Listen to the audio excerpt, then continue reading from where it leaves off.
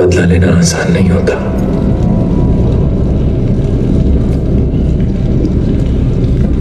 दर्द को हौसले का ईंधन चाहिए होता है बदला लेने के लिए,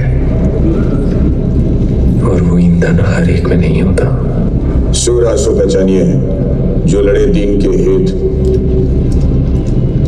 पुरजा पुरजा कट मरे कबू न छड्डे खेत। हम मर्द हैं जसकिरत, पैदा होने से मौत तक हमारा कर्तव्य है लड़ना, अपने मकसद के लिए, अपने सपनों के लिए, अपने हक के लिए, अपनों के लिए। ये हमारा धर्म है और इसके लिए हमें कोई शाबाशी या मेडल नहीं मिलता।